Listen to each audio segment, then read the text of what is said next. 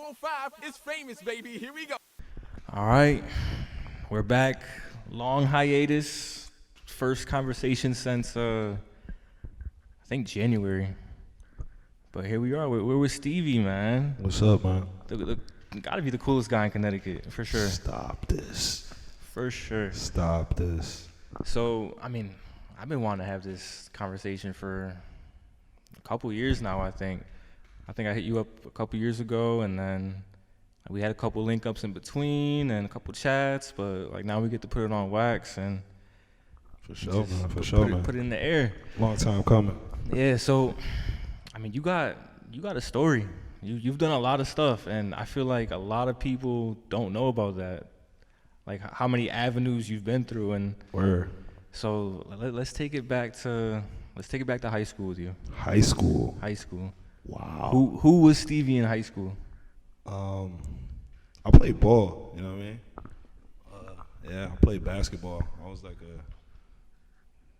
every day. I went to Maloney High School. I'm from Meriden. A lot of niggas don't know that too. But I went to Maloney, so I played ball. And yeah, man, I played basketball and did regular. Nah, it's not regular because you didn't just play basketball. Yeah. What did your high school team do? My high school team, I mean, we was pretty good, for sure. We went to the state championship twice. We lost my junior year. We went undefeated my junior year. So that was crazy. We went undefeated, and then we lost to Weaver, the championship game at Gamble Pavilion. So, and then my senior year, we came back, and we won against Lyman Hall. Tight about that. We won at Weaver, but Tyrone Gardner lit us up. No funny shit. Shouts to him wherever he's at. He lit us up. How did y'all win? We had a crazy team. No funny shit. Shouts to Because Jesse told me his story, yeah. and it's like every kid's dream. Yeah. I don't know if he exaggerated a bit. What was the score of the championship game that you guys won? I don't even remember. I know the championship game we won by like 8-10 points. It's like the championship game was great, but I wanted the year before. Everybody's hype. Weaver? Yeah, everybody's hype about. We did get a ring, and it was dope. But I'm not downplaying it either, because that was like the first ring in our school's like history in like a long time. Since like there was some dude who went to the league.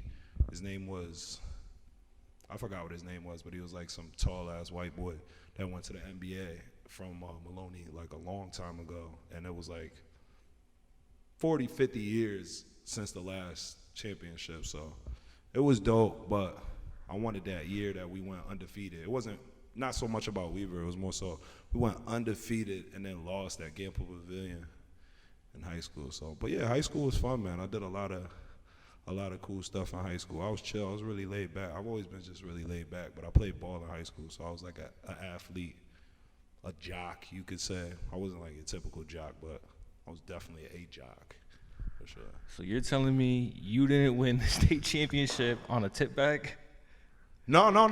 As the clock expired? Is that what Jesse said? Yeah. There is a clip. There's a shot of me at the end of the championship game. We didn't win on that. I got a tip in at the end. Jesse gassing shit. He's like, yo, like, yeah, like time's expiring. Someone puts up a shot, and then Stevie goes up and he puts it back and they win. Shouts to Jesse for the story. Like, I appreciate that. I guess he wasn't lying. There is a clip. I can send you that clip. I don't know whoever's going to edit this. You could work that in there. You see me, I do a left hand. It's like a free throw. I'm pretty sure we shooting a free throw, and at the end, it comes off the rim. And I just like tip it back in with the left hand. It was pretty sweet. But that wasn't to win the game. We was already up like 6-8 points. So see, I'm thinking like, damn, like this is gonna stick with this guy forever. Like that's like a lifelong moment. Like you tell your kids about. I should have just lied and been like, yeah, and just ran it up. But that's not my. Yeah, that was me. Yeah. So the creative side of you, when did that kick in? I've always been a creative little critter. High school, I was always creating stuff, you know what I mean? Music, I always like was into music big time. That was like headphones, CD, Walkman type of days, you know what I mean? You had like your CDs. I always had my headphones on, always was in my own little world. So I've always been creative. I just never really like displayed it until probably like after high school type shit, you know, because it was just like basketball. I love sports and basketball and shit in high school, so a lot of people wouldn't have known that, you know, but I was always pretty creative. Shouts to my mom, dude. She kept me crafty and nifty with my hands and shit. So what came first, the rapping or producing, or was it like one and the same? High school. So in like high school, me and my boys was all into like rapping and shit. Me personally, I always like beats. I was always into production credits. I always like, when I was younger, I was reading like the producer credits in the back of like CDs and shit, and like I was really interested in samples and like producer credits and all that stuff. But in high school, it was like I couldn't figure out a program or figure out how to make beats. You know what I mean? It was like back then, it was like before Fruity Loops was around, and like Yeah, like that shit was hard though. Like software was around, but it wasn't like the craze. It wasn't like so easy to figure out for whatever reason. It wasn't tutorials, and it wasn't just like, you know, you had to work into that. I feel like I got a little down the line. I had like people that like ushered me into like softwares and programs, but back then it was like you had to buy like a MPC 4000 or some shit, and it was like you had to drop bread for like equipment. Or at least I thought that's what you had to do. You had to drop bread for equipment, and you had to actually know how to use the equipment and play. It was just overwhelming. But like writing raps and rapping and shit was free. You know what I mean? So we was cool. It started on some like cooling, you know what I mean, after school type shit. Me and my boys was just rapping on the porch type energy and stuff. So I would say probably the rapping came first, but it was definitely always just music in general. You know what I mean? So just I've always had like an interest in production and song creation and in a whole song creating, songwriting and shit. So, yeah. So at what point did you start taking it serious? Like, this is something I want to do. This is something that like I'm good at. I might be getting recognition for. Well, in high school, you know, all my boys is like, you're nice, but like, you know, that's the first time, you know, you think like, yo, you're nice, you know what I mean? You could do this, but I was still playing sports. But I went to school. I went to play ball at Eastern, but I fudged off. You know, I was also into a lot of other extracurricular activities that shall not be named. But we were into, even in high school, you know what I mean, respectively, we was into a lot. I was playing sports and stuff, but we was always active, you know, and doing other stuff around the way and into, you know, knucklehead shit, I suppose you could say. So I went to Eastern for a year and a semester, and that played its course. We had a lot of fun up there, but I ended up not playing ball. I was supposed to play ball as a freshman. I was supposed to start as a freshman, but I got up there and it was just like, man, fuck this shit. You know what I mean? It wasn't panning out like it was supposed to be. A new coach. I was used to, like, being totally honest, I was just used to the coaching that I had came up under and that we were running with, like, from being around the way. We were spoiled, you know. We got to a new program. You're not the man anymore. It's like somebody, a new coach, they don't care about what you did. And me at the time, it was just like, you making my life difficult. And it wasn't like, Eastern don't give scholarships and shit. So it was like, it's hard enough to just do school, period. I wasn't really doing too great in school. I've never been like an amazing school person, you know, like self-admittedly, I think I'm pretty intelligent, but I just wasn't like a test taker school person. But I did that for like a year and a semester. And while I was out there, I was really like spreading the gospel, the music and stuff. I was always at like the radio station up there.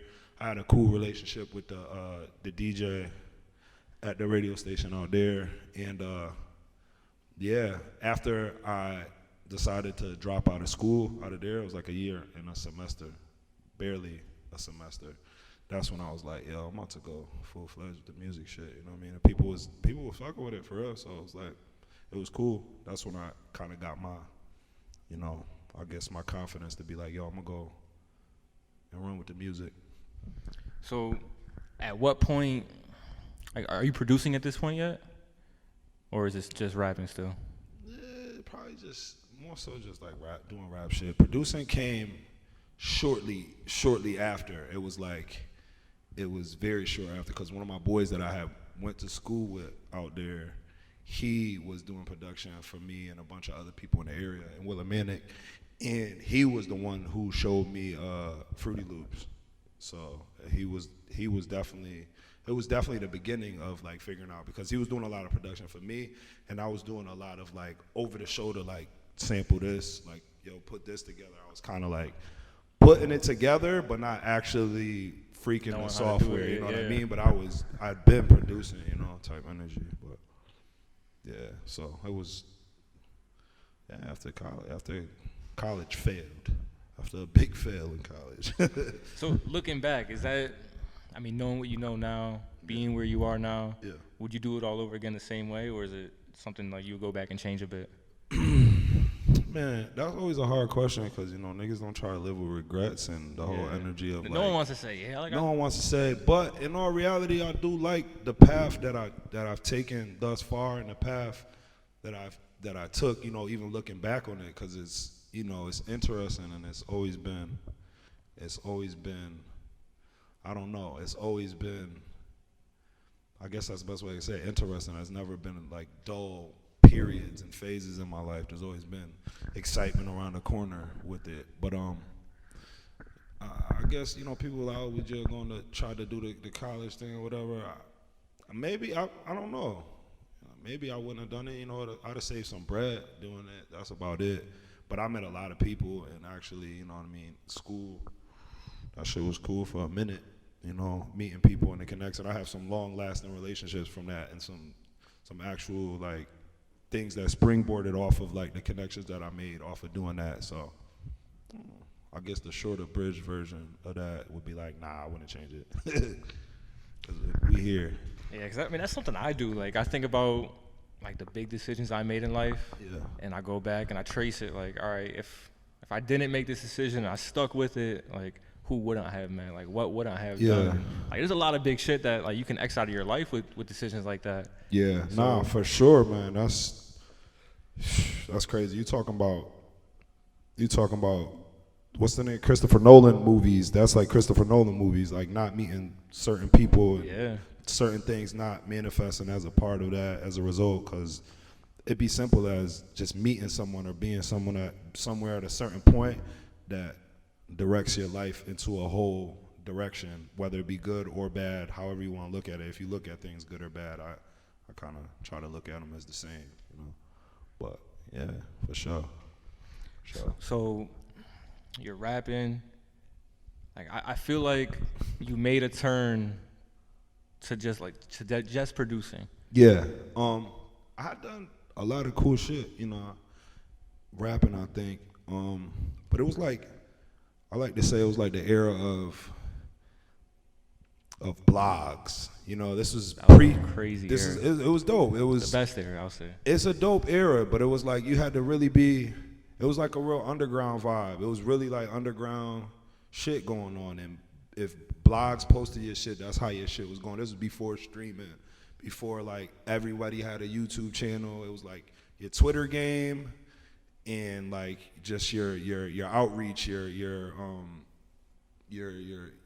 what was it when you put together like a press kit? It was like press kit energy, EPK. Sending emails to like blogs and like, you know what I mean, really trying to do that work and actually doing little shows that, you know, it was different. It was real grassroots. So, but you were getting exposure off that. I was. You were getting blogs, and definitely had a lot of cool like looks. your name was going around. Definitely had a lot of cool looks in that world. But for me, I guess it got to a point where I think, which is pretty ironic now because I'm really into like visual and stuff now. We'll probably get there along this convo, but it was like, I feel like I got to a point where visually I couldn't get my point across the way that I really wanted to. I was working with a lot of different videographers. I had some really cool videographers and cool people that could provide visual elements. And I feel like that was a big thing for me. I couldn't paint the picture exactly the way that I wanted to. And it was just, the landscape was changing. It was turning to streaming, and a lot of stuff was, and a lot of people had opinions on what I should be doing and what type of stuff we should be making, how things should look, how you should dress, and it got corny to me, and I was just like, I'm kind of off it a little bit, in the best way possible. It wasn't like some dramatic, like, fuck this. It was like, I'm gonna pivot a little bit, you know? I never really like to say I quit doing that, because we still make music, we still do stuff, but it's just, it was in a different light, from a different, like, artistic angle. But, yeah. So, I mean, even going back to that, like, so one thing, what was your name at the time? I was going by the name Jigs. Yeah. That's a lot of my homies. They still call me that, Jigs. So Jesse had told me that, and I'm like, yo, like, I feel like I know that name. Yeah. So I went back, and then, like, I just did some search, and I'm like, where would I know this name from? Yeah. Where would I know this name from? And then Two Dope Boys had posted you a few times. Yeah. I was big on Two Dope Boys. Yeah. That's where I got all my music from. For sure. They had posted you, and then there was a forum called Kanye Tiller, KTT. Yeah. And then there's people talking about you on there. Yeah. I was big on that forum, so I'm like, oh. Like, It was cool. I had a cool little internet thing going on. It was like I said before, it was really underground, grassroots type energy. I could have kept going with it. I could have kept really, like, feeding gas to that and really, like, but in all reality, I just got to a point where it just, for some reason, it got distasteful to me, you know, and I wanted to do something else. Yeah. And at the time being, you know, it was just like, man, something wasn't adding up for me in my soul, you know. Maybe it could have been, you know, the people I had around, or whatever the case may be. I don't like to blame it on anything, because there's really none of it. It was beautiful. I had a really good time with it. But yeah, I kind of just, like I said, I like to say I just pivoted, you know, out of that. But that in itself gave a lot of cool opportunities, and, you know, I've met a lot of people in that world through that. A lot of people know me through that, and it gave a certain sort of, I guess, credibility, you know, to the other offerings that I have to give, you know, as far as, like, creatively and shit. So when you made that pivot, was it just rapping, or was it production as well that you kind of dropped that? Or did you pivot to production? Yeah, that's what really had happened. It was like I had did something in Toronto. I was going out to Canada a lot, and I had did a show in Toronto with where me and my boy had opened up for Wale. And at that time, it was like right before then, it was like I had just started, like, making beats, like, and I was just, like, making them, cranking them out like a madman, you know what I mean? And I was just shooting them out, shooting emails out, and sending packs off to anybody who had an email that I could find type energy. And I was like, I had sent off some beats, and around that time, Nipsey Hussle had hit me, and he had just, on some Twitter shit. I was catching crazy looks on Twitter, like on some just random stuff. Like, I've got a lot of, I don't even use my Twitter anymore, which is kind of a shame. A lot of people was like, yeah, come back to Twitter, man. Like, I feel like Twitter needs you. But I got a lot of cool looks on Twitter. But at that time, Nip had DM'd me randomly. He was like, yo, you got a sound that I can make classics to. Tap in, blah, blah, blah. Shot me his number in a DM, and I was just like, what the fuck, you know what I mean? But me and him had linked, and I had sent him a pack, and you know, if we go further down the line, it's like I got a couple joints with him that we had did, but that was kind of like the battery in my back. Like, I always wanted to do that anyways, you know what I mean? So it was like, I didn't do a hard, like, quit on the rapping and making music stuff. It was just like, I'm doing both, but naturally I just kind of, like, started to enjoy the other aspect a little bit more, and that kind of gave me my confidence to be like, yo, I'm gonna start working. And then when the actual records that we had did, I think the first one that had dropped was like it was like the LA Leakers had dropped. It was called Proud of That by with Rick Ross and Nipsey. When that dropped, a bunch of A&Rs just, like, started hitting me up, flooding my emails and stuff. So it was just like, man, this seems like the thing to do. So I just got in my producer bag, and I always enjoyed it. Like I said, I always wanted to do that. But yeah, that was my ascension into production and shit. Sure. So there's that one, and then there's the Sade joint. I got the joint If You Were Mine on the Crenshaw tape. classic tape. Love that. I love that I was even a part of that. You know what I mean? That's something that niggas can't take from you for. Yeah, like that's the That's, one though. that's Like, that's the one. Yeah. like a lot of people put that as like in Yeah. Nipsey's discog. Like that's high up there. Yeah.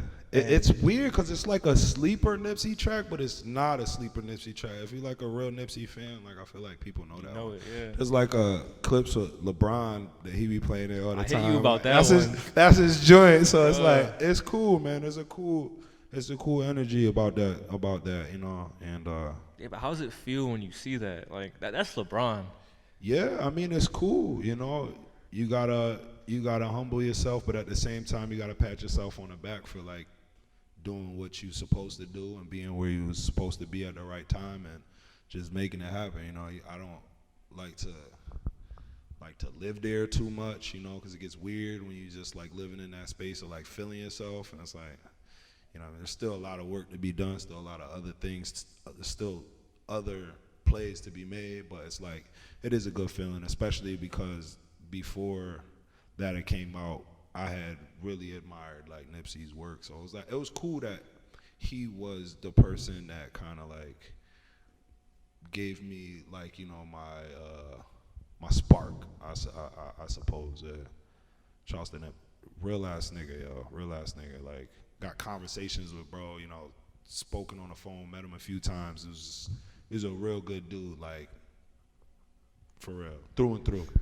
I mean, he got tweets out there where like he's shouting you out. He's like, yeah, this is my producer. Yeah. So like it was For I could sure. see the relationship was there. We were tapped in, bro. We were really tapped in. I was sending him hundreds and hundreds of beats, but that was the time when he wasn't putting out a lot of music. It was like he was like putting together this whole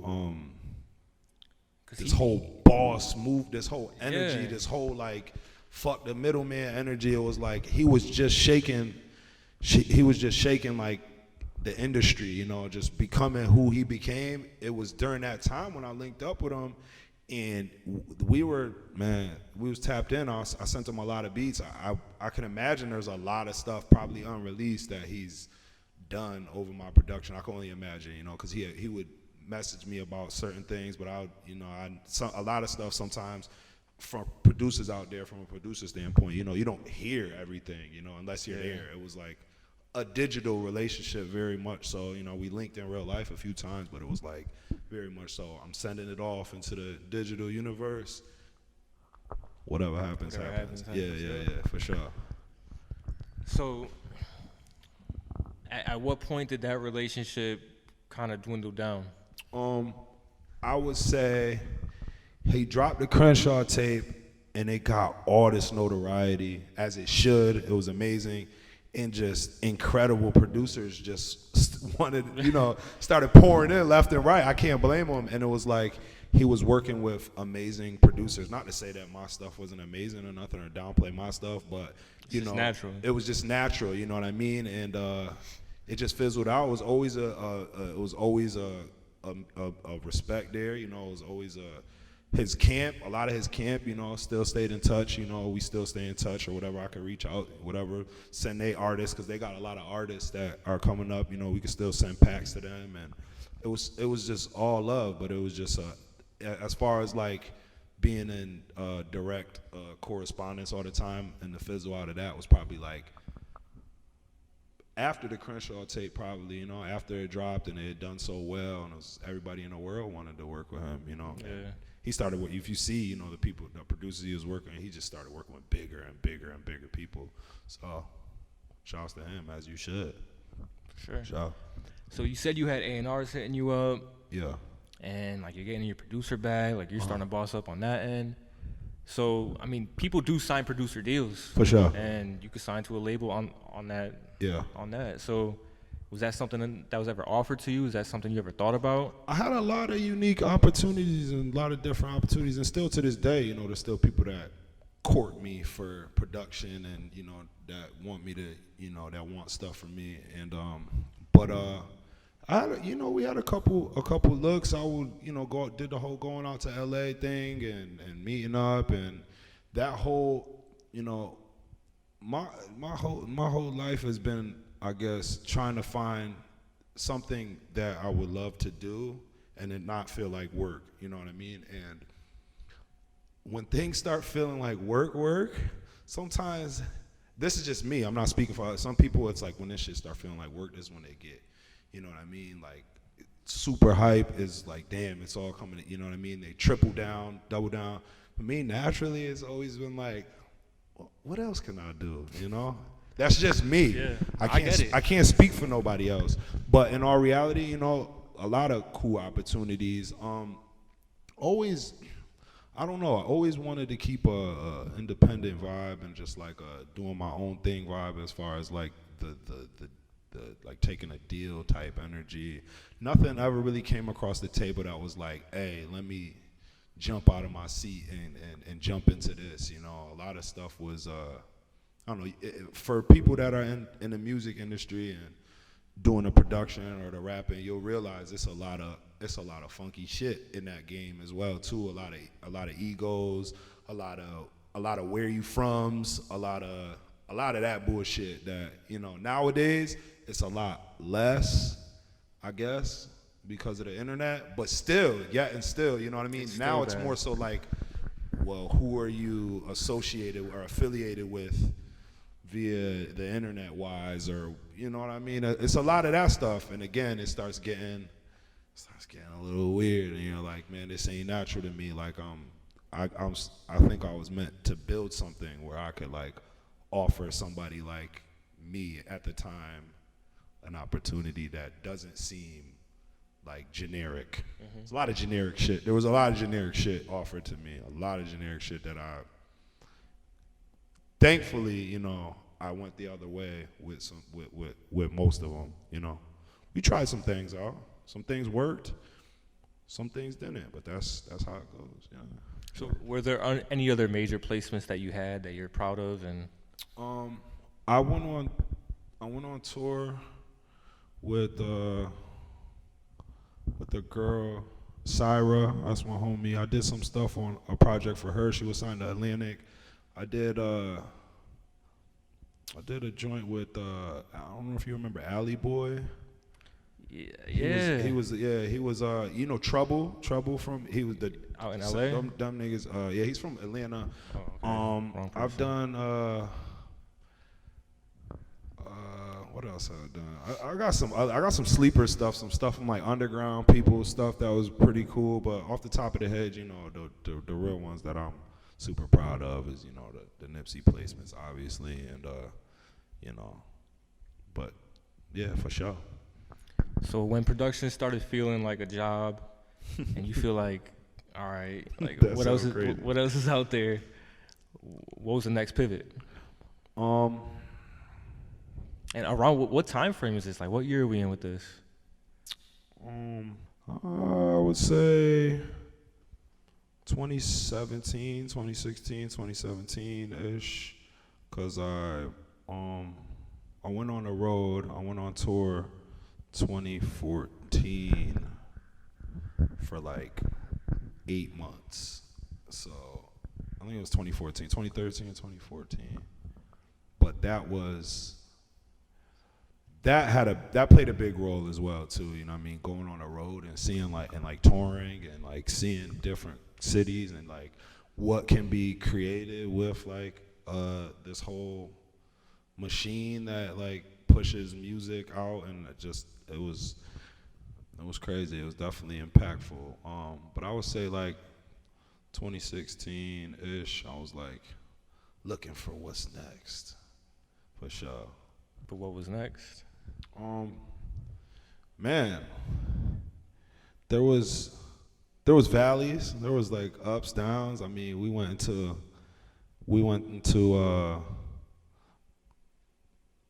what was it, 2016, I guess. Oh, it was DJing. That's what we started doing, the DJing shit. Because that's what I went on tour for. I was trying to think. Like, but in 2016, it was like, how we gonna make money? Like, I want to make money. Like, we made some money and did some things, but it was like, we ain't make no money. You know what I mean? At the end of the day, not to say we made the most money fucking DJing or anything, but we created opportunities to make money through it. But that was the energy around like 2016. It was like, we gotta make some dough. like on our own, where niggas can't really say nothing. And then when I was out on, so 2014-ish, I had gotten asked to DJ a tour by the girl that I went on tour with. She was actually interested in me off of my rapping stuff. She had like found me on YouTube and hit me on Twitter like, yo, your shit's fire, blah blah blah.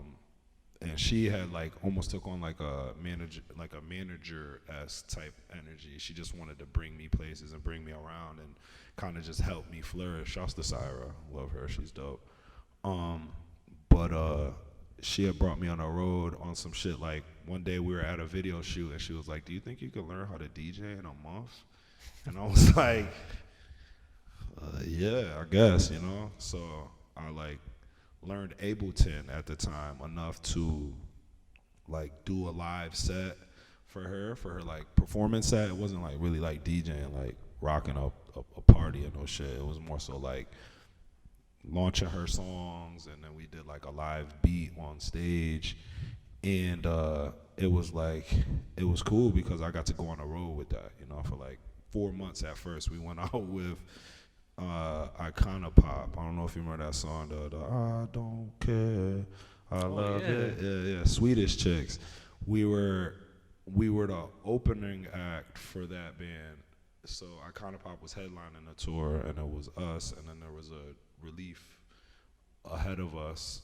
So it'd be, when you do shows, most of the times it's opener, Relief, and then the headliner. So it was us, a girl called K Flay. She's a big artist too in her own respective right. Shouts to K.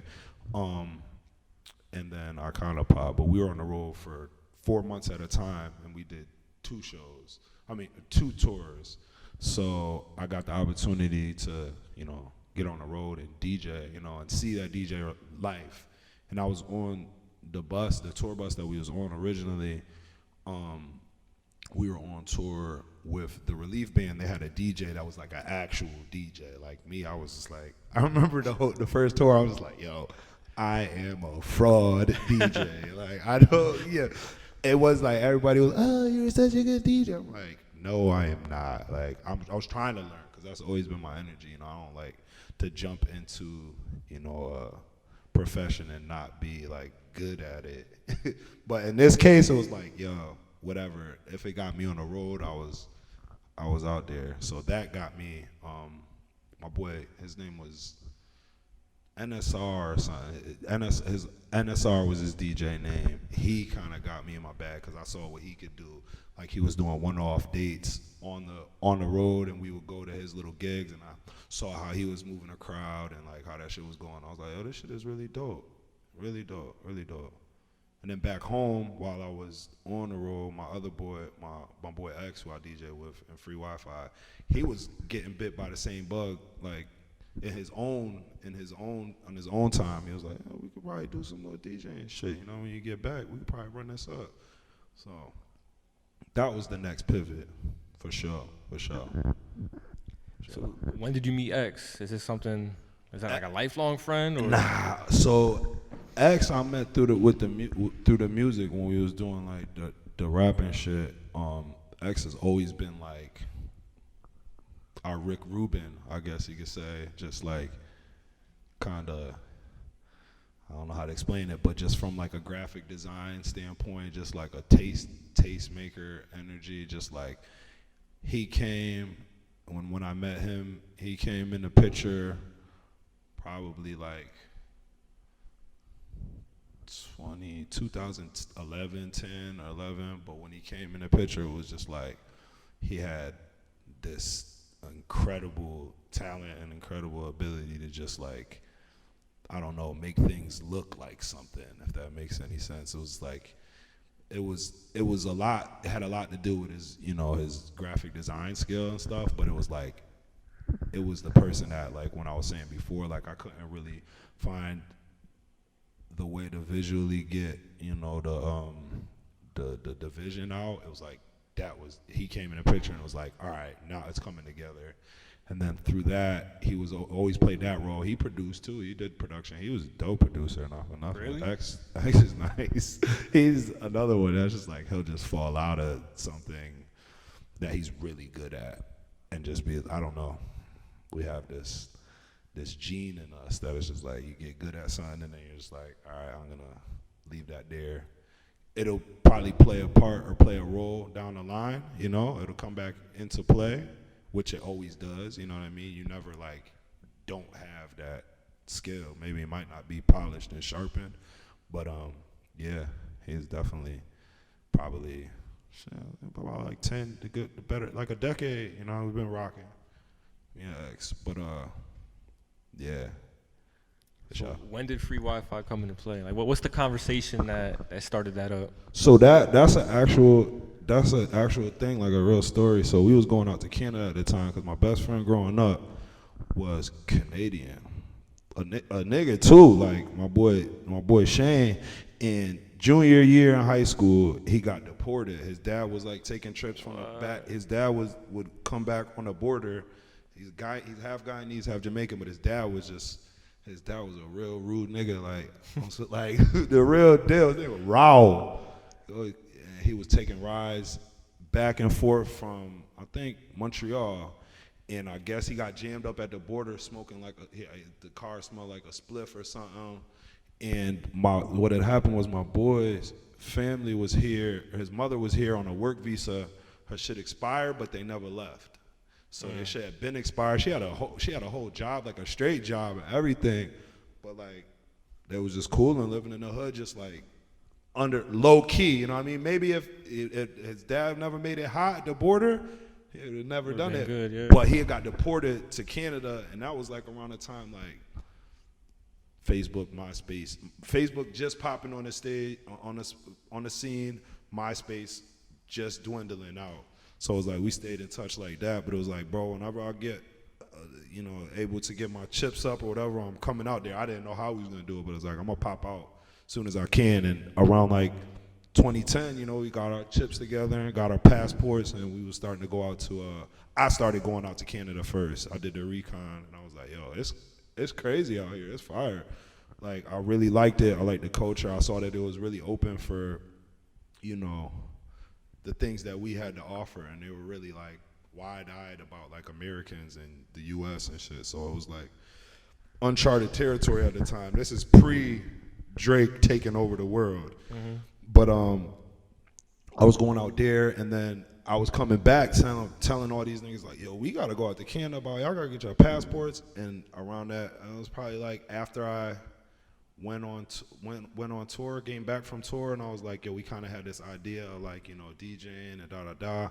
I'm like, I know exactly where we could pilot this or where we could take this, and we started going out to Canada and booking little gigs out there. A couple of my homies was doing events out there, and they just booked us like blindly, like whatever. And we just started going out there, and the whole thing about when we was at the time going out to Canada is when you're roaming, you turn your data off, so you gotta like be on the Wi-Fi to jug with your phone pretty much. So it's like we were always looking for Wi-Fi when we was out there, and it just came together. Like at first we wanted to do a project that we called Free Wi-Fi, and then we was like, man, that's a hard ass name for anything really. And then that came together through that. It was really off of just looking for Wi-Fi everywhere in Canada, like on our first couple gigs, because we had a different DJ name at first. It was 2 for the 15. It was 3 of us. Shouts to my nigga Zoo. We didn't keep it all together, but it started off like that. We were DJing under a different name, and then that we lost a member. And I was like, man, we can't keep the same name if it's not the same thing. It didn't feel right, so we came with a different name, and that one stuck for real. I feel like everybody knows. That's always the hardest part for shit too, finding a good name. Yeah, for sure. And it applied to everything. It's the digital world. It was spot on. That's fire. Yeah, for sure. So. You said it's about like. Well, when was that first trip with all you guys together out to Canada? Man, I wish I really had the proper timelines, but if I had to guess, it would be like 2015, 2016. So it's been like 4 or 5 years. Yeah, like 4 or 5 years we popped out there because we started off by going to Toronto. I brought X out to Toronto, and he came out there. I introduced him because it was crazy because my boy that I went to high school with that I said had got deported and went to Canada, he had a whole little like crew of niggas out there. I'm like, damn, I didn't even know like it was like this out there. But when I went out there, it was like he had homies, and then we linked, and now we homies, and now they homies are our homies, and it was like we built a network quick out there, and it was like when we went out there, it felt crazy, like the fact that you felt like so at home out there, and yeah, our eyes just lit up. We like, man, we could do this back home too. You know what I mean? Where we have already, you know, people that we fuck with and that fuck with us off of the things that we've done. We could put this together, you know, for sure. And then the type of music we was playing was at the time was very was I don't say I guess different, but it was like we were playing like a lot of like early like I guess it's like you could compare it at the time when we first started DJing. It had like a selection-y vibe. It was like a lot of like SoundCloud remix shit, a lot of like underground shit, trap shit that wasn't really being played at parties and shit. Like people was just playing like what's on the radio, or like no shouts to no knocks to it, but it was just like, you know, you go to clubs and it's like 93.7 DJ is DJing tonight. Yeah. You know the vibe you're gonna get. You're not gonna hear nothing local. You're not gonna hear nothing that is like nothing that you listen to when you're not at a party, but probably shit that you want to hear. So we had that on our side as well too, just like kind of like playing stuff that people didn't really hear but wanted to hear, and then we mixed in like nostalgic shit because we was playing like old school shit, like older school shit, but stuff that's just like nostalgic jams that niggas people wanted to hear, grew up listening to, that, you know, a lot of people weren't mixing in. Nowadays it's like a lot of DJs got that in their bag, the nostalgia bag, but it wasn't like that it wasn't always like that. It was like people was just playing what's on the radio, and then, you know, just the standard, the minimum, you know. It was a time where I felt like there was a void that needed to be filled, especially out here, you know, because it's like we needed more vibes, for sure. So that's kind of that's what made our parties kind of like popping, because like we weren't playing stuff that was on the radio, and our main thing was we don't want to play music that girls are gonna shake their ass to. Like we wanted music like dudes are gonna rage out to. The raging, that was a whole era though. The raging, the jump around at the party era, we did well with that era too. Like niggas just jumping in the party. Like that was a good time. I mean, it's cool. Looking back on it, it's like it's funny because it's an era, it's a phase. You know what I mean? That happened, but it was like, yeah, for sure. You know, now it's like you kind of want the booty shaking. I'm too old for it now. Like for sure. I mean, I hear you. I still like the booty shaking. No. I'm with that. I'm saying I'm too old for the jumping around. Jumping and around. Out. Yeah. For sure. Yeah. So, man, cause do you remember like 2016? Like every DJ had like a Ja Rule playlist. A Ja Rule playlist. Yes. There was a thing where like you had to play Ja Rule at a party for that. It was whole 2016. I'll never forget that. No matter what party I went to, what event I went to, it was Ja Rule being played. Yeah. I don't really remember the Ja Rule playlist. Yeah. Not really, but I mean, shouts to Ja. That's my guy. Shouts to Ja. I mean, he got some bangers. I mean, he got a lot. Definitely. I mean, he definitely had a sus exit, but bro went crazy. You know, I was watching Backstage. You ever seen Backstage? Of course. I watched that when him, Jay-Z, DMX, Method Man. That was a crazy. They was tour. all on tour. Can you imagine that today? Yeah, like rappers at that level on a tour together. Yeah, that should have never happened again. Ever. Yeah. So yeah. So, what year was the first free Wi-Fi event? Shit. 2017? Shit. Probably something like maybe Wi-Fi and Friends? I don't know. I could really look on like pages and go to the archives to really see. But we were doing stuff. That's the Wi-Fi and Friends event, but that wasn't our first event that we ever did. I mean, we had did. I guess if like our first official, like we put it together, maybe like 2015, 2016. No, not 2015. It gotta be. I'm weird. I'm off on the timing, but something like that. We could look it up. We could look through the archives and get the actual dates, because time is a blur, honestly, man. I wish I had better track of the time. But I don't look at it so linear. It's all over the place. Time is, I could pop right back into 2013 right now if we need to. But I can't, like, energy-wise I can, but, like, I couldn't tell you when certain things happened unless I had it, like, right in front of me. I thought that one of my boys had a really good idea. He was like, yo, we should do acid and literally like bring up a timeline of like whatever we could go on, Facebook, MySpace, whatever, find like the oldest, date that you could like pinpoint a finger on, and then try to track from there, and write a book or some shit, you know what I mean? That shit would be crazy, but yo, life is a movie for sure. It's gotta be. For sure. But yeah, I would say the first Wi-Fi and Friends was July 4th, 2016, 17? I want to say 17. Yeah. Because that's when I first got put on the y'all. Yeah. And my boy Eric hit me. He's like, yo, do you want to go to this event? Uh-huh. And I was at a family shit that day. But he went, he's like, yo, like, it's kind of popping. Like, they're playing cool music. Yeah. And, like, people are coming out. And at the time, like, people weren't doing shit. Nah, like, for sure. The whole Connecticut creative scene, like, that's when it was starting to bubble a bit. And people were trying to, like, find their wave. So he's like, yeah, like, this is kind of cool. Sure. So that's when I started, like, keeping tabs on you guys, like, seeing what was going on. And then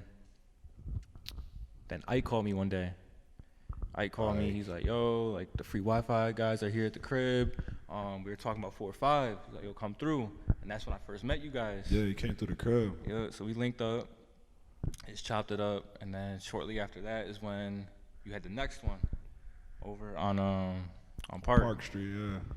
And then that shit was crazy. That shit was good too, yeah. I mean, all of them respectively, we did 3 of them. We've done 3 of them so far. This year we didn't do it because of the whole COVID shit or whatever. That was like in the thick of it. It was like the summertime was devastated. So hopefully, when we come back with the next one, it'll be bigger and better, or But yeah, we did 3 of them. We did 2 at that same location in Park on off of Bartholomew. It's technically Bartholomew. Yeah. And then the 3rd one we did at the warehouse on. I'm pretty sure it's on the north end, but that one was really good too. Rained and everything, but that one was like the most that we had, as far as like we had different investor, like a couple people that invested different things, some people that actually invested a couple dollars.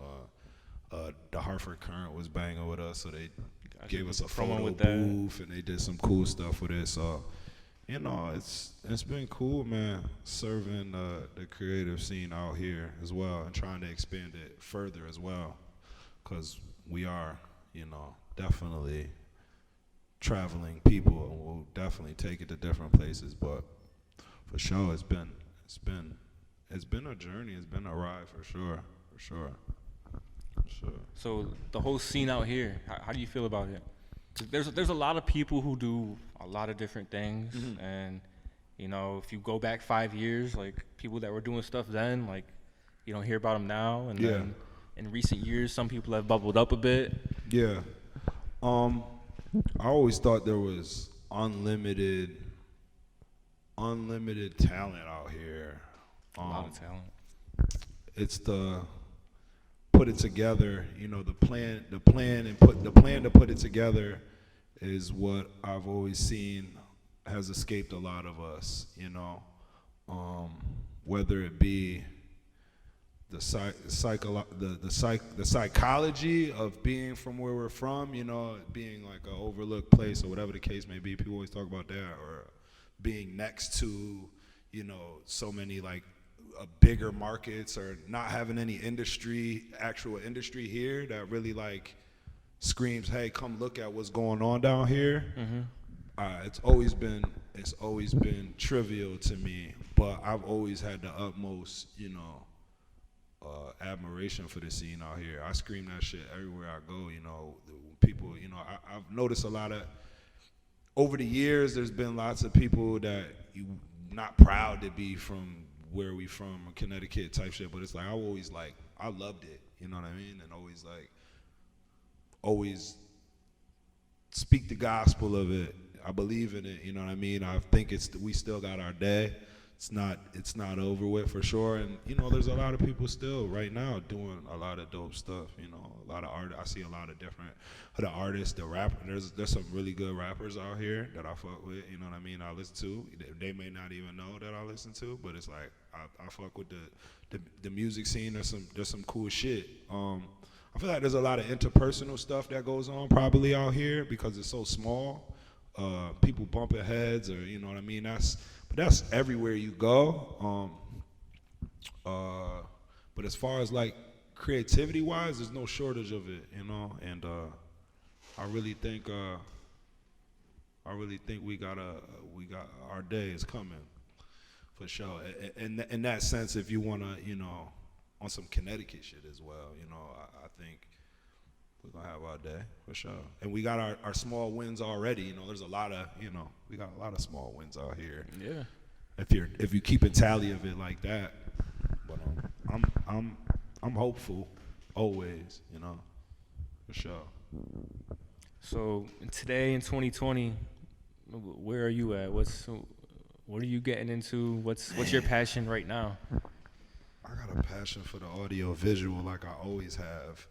But right now, I guess I'm just tapping in to more so of the creating the visual, because I've always had the audio.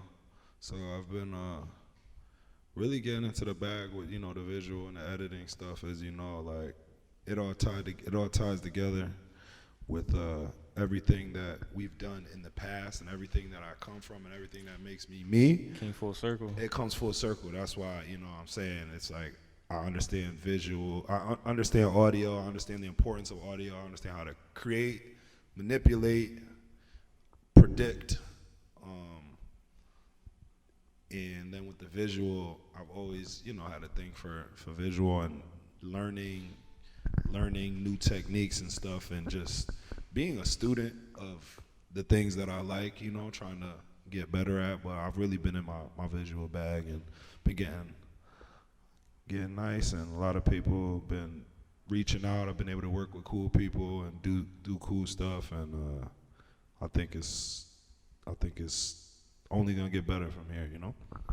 And with that, like, I mean, just like the style you have on things, yeah, like it's you, like it's for sure in a nutshell. Like just the few conversations we've had, like just seeing like what you do with visuals, like it's you, like it's crazy. For sure. Like it really is an art where you can express yourself, and like even when I sent you that one clip from the photo shoot we did, and you had that shit to me the next morning, and that shit was fire. Like people love that. Yeah. I get excited about it, you know. I get excited, and I like to. I work really fast. I've always been a type of person that can turn things around really fast. But yeah, man, I get really excited about it. You know, I like crafting shit. I like being able to help other people deliver their vision as well. And I also, you know, I can predict. I've always just felt like I could predict trends. I don't know, I would feel them, you know. It's like, I don't know what it is, but I got a thing for like what's gonna be it, you know, one way or another, you know, not always spot on the nose, but it's like pretty damn close all the time, for sure. And that's important. Like that's a question I was gonna ask you. Like, I don't know, like, is it a mixture of inspiration and where you get stuff from, or, cause like looking at you, like, no dick riding, just like, yo, like, no matter what you do, like, that's just a cool dude, like, just doing what he does. Appreciate You it, make it look appreciate it. effortless, and that's something that a lot of people don't have, and that's something like that leads to star power. No doubt. And like it's something that comes natural to some people, and a lot of people don't have that. Yeah. So where do you think that comes from? And is that something you know you have? Yeah, I've been reminded of it my whole, for the larger portion of my life. People always like, you look like something. You look like, and at the end of the day, it's because I believe, I feel, I am something, I got a good confidence level in that sense, but I've never really focused on that as much. Some people, one of my boys told me, it's like, he said, you're Quavo, but you act like Dom Kennedy. I was like, I didn't get it at first. I was like, I get it. But I was like, all right, maybe I could take something from that good in a sense. Dom's a good comparison, because that's a cool dude, but he's super And naturally, laid back. that's just how I am, though. In general, is I just chill, laid back. Inspiration flows to me. I don't, I got a real antenna energy type of vibe. I just let shit come to me. We ain't really forcing too much shit around here. That's definitely what we not doing.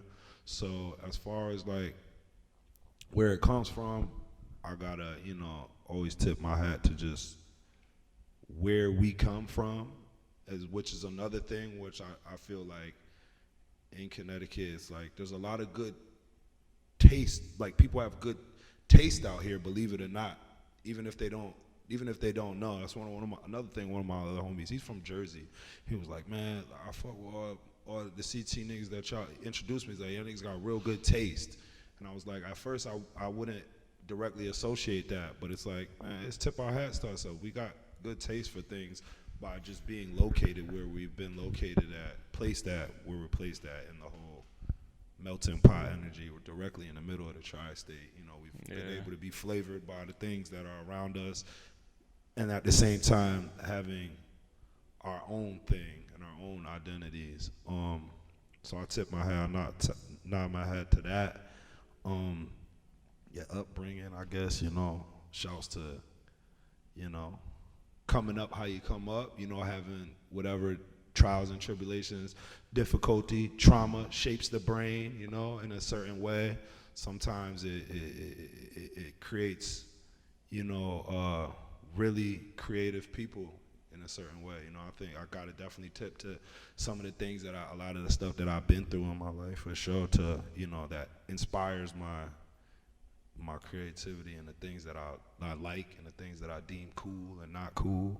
And I got I've always been good at, keeping good people around me, I believe. So shouts to all my peoples too. My peoples keep me high spirits and able to, receive the energy from out there. My antenna, strong. But yeah, man, I nodded.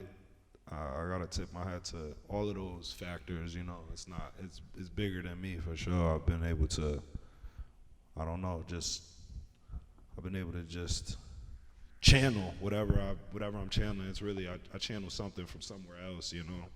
I really can't call it, but it works, and I believe in it, and I think we're gonna be able to implement it into different avenues that I want to get into, because there is different avenues that I really want to attack, that I want to like plan and strategize into, in this current day and age. So it's a good time, man. Things are cool.